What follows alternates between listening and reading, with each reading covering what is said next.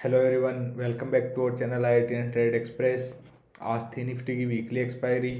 ये हमने profit capture किया लगभग 39,000 रुपये का, और ये हमने दूसरे अकाउंट में कैप्चर किया लगभग 55,000 रुपये का। तो सबसे पहले आज की ट्रेड के पीछे का लॉजिक देखते हैं, उसके बाद में हम सेंसेक्स, निफ्टी और बैंक निफ्टी को डिस्कस करेंगे। तो आप लोगों को अभी ये चार्ट दिखाई दे रहा होगा, निफ्टी का 15 मिनट का हमने चार्ट लगा रखा है। तो मॉर्निंग के अंदर मार्केट गैप अप ओपन हुआ। जब भी मार्केट के अंदर कंटिन्यूसली 4 या 5 ग्रीन या रेड कैंडल बन जाती है और उसी फेवर में फिर मार्केट गैप अप ओपन हो जाता है, तो यहाँ पे जितने भी लोगों ने बाय कर रखा होता है, मैक्सिमम चांसेस रहते हैं गैप अप के कारण उनको ओवरनाइट प्रॉफिट शो होता है, तो वो अपना प्रॉफिट बुक कर सकते हैं। उसके अलावा यहाँ पे कंटिन्यूस मोमेंटम के साथ आया था रेजिस्टेंस के पास में मार्केट। यदि मार्केट यहाँ समवेयर इस लेवल के आसपास कहीं ओपन होता, फर्स्ट हाफ में यहाँ पे वेट करता 12-12:30 तक, उसके बाद में ब्रेकआउट देता, तो ब्रेकआउट सस्टेन होने के चांसेस ज़्यादा थे, ब्रेकआउट सस्टेन हो सकता था।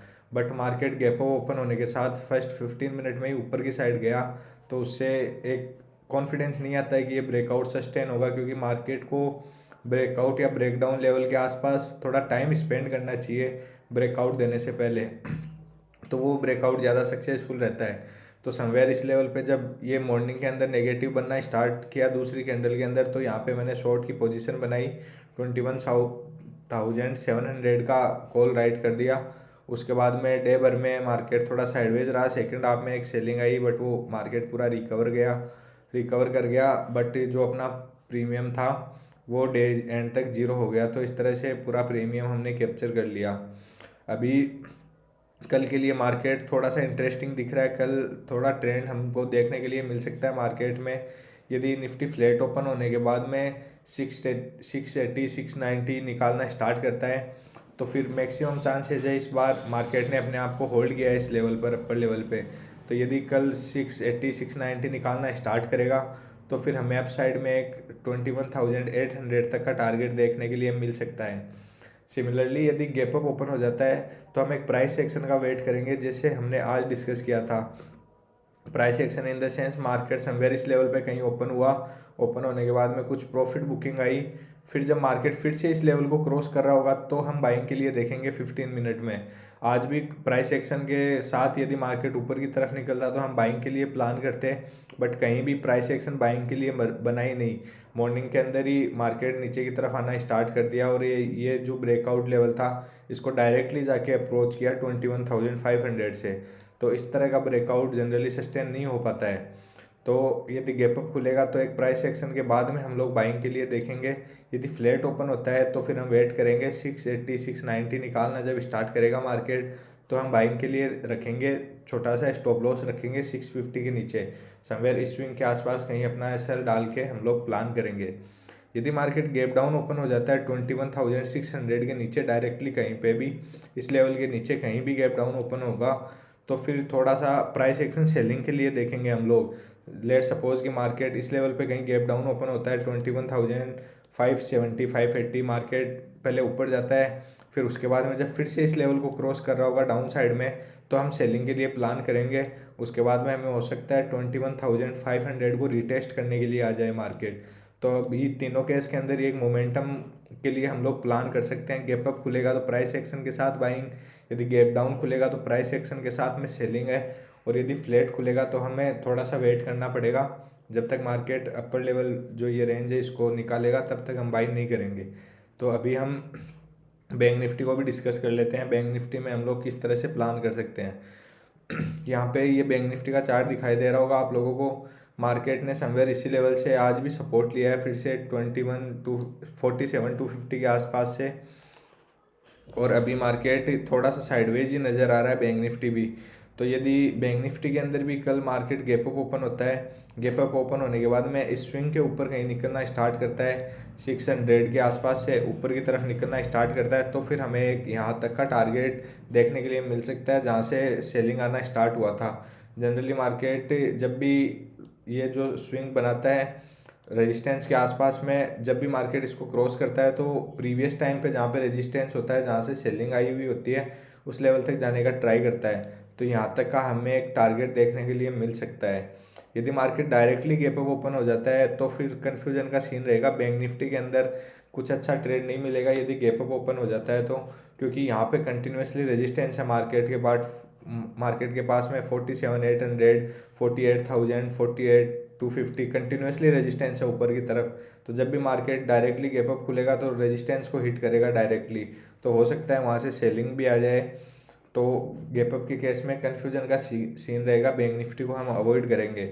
यदि मार्केट गैप डाउन ओपन होता है तो एक अच्छा ट्रेड फिर से हमें बैंक निफ्टी में मिल सकता है। लेट सपोज मार्केट समवेयर इस लेवल पे कहीं ओपन हो रहा है, 300 350 के आसपास कहीं भी ओपन हो रहा है, उसके बाद में डाउन साइड 250 को निकालना स्टार्ट करता है यदि, तो फिर हमें हो सकता है 47,000 फिर से रिटेस्ट करने के लिए आ जाए मार्केट।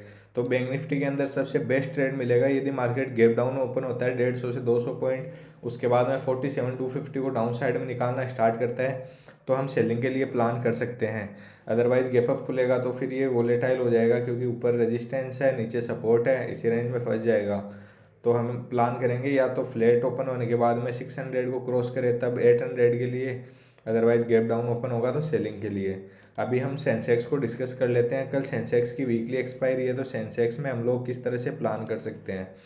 सेंसेक्स में भी थोड़ा सा इंटरेस्टिंग अभी पैटर्न बना हुआ है तो कल के लिए हम सिंपल रखते हैं एनालिसिस को। यदि market let suppose flat open होता है, फ्लैट ओपन होने के बाद में 71,820 830 निकालना स्टार्ट करता है, तो ये राउंड नंबर तक इजीली जा सकता है 72,000 तक। यहाँ से 200 पॉइंट का एक इजीली टारगेट देखने के लिए मिल सकता है।